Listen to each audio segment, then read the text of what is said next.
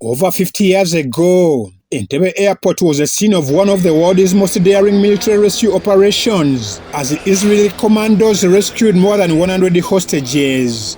The raid lasted just 90 minutes. The Palestinians had hijacked and held the Israeli plane, with the crew and the passengers on board. Former president of Uganda, Idi Amin had allowed the Palestinians to park the plane and hostages at the old Entebbe Airport. The 90-minute raid at Entebbe refers to the Entebbe Operation, or Operation Thunderbolt, which later was renamed Operation Jonathan in memory of the battle rescue commander. It was a very, very significant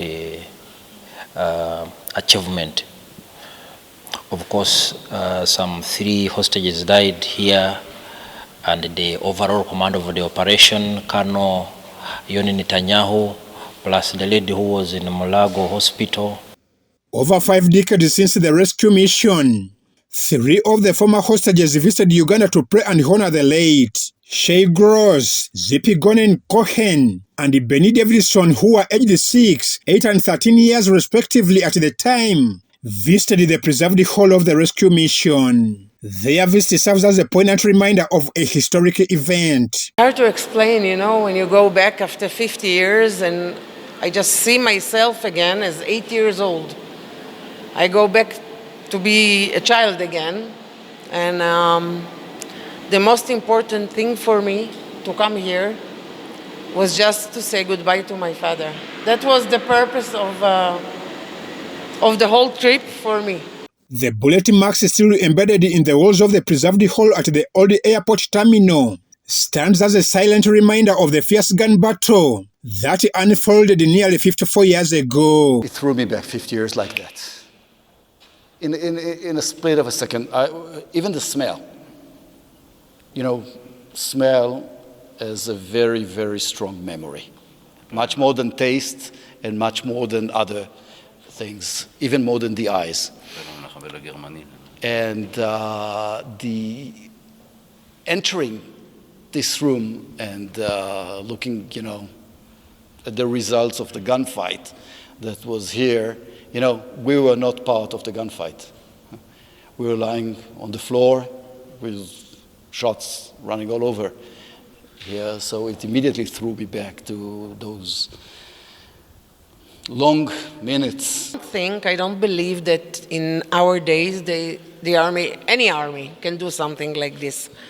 It was the biggest operation in the world.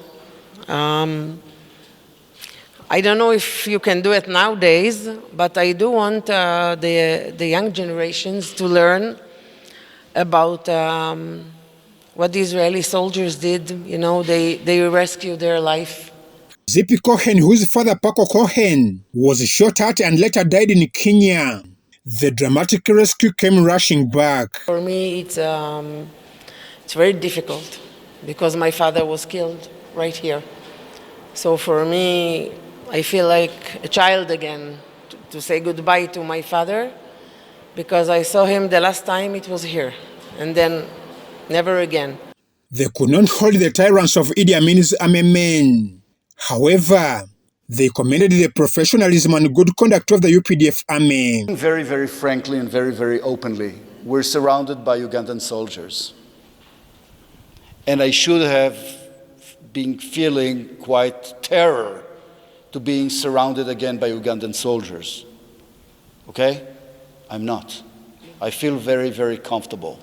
I feel at home. I feel safe. I feel that people want to be with me. So whoever was the Ugandan soldier that did his job back then, 50 years ago, that it's not the same as the Uganda that we face and meet today.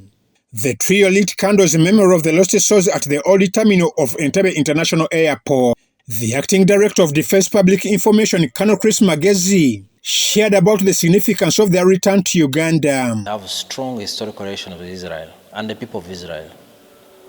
So these 3 individuals were hostages here in 1976, the Israeli hostage crisis, which culminated in the Operation Entebbe, a counterterrorism operation by Israeli commandos who came here on the 3rd of July 1976 and successfully evacuated their citizens.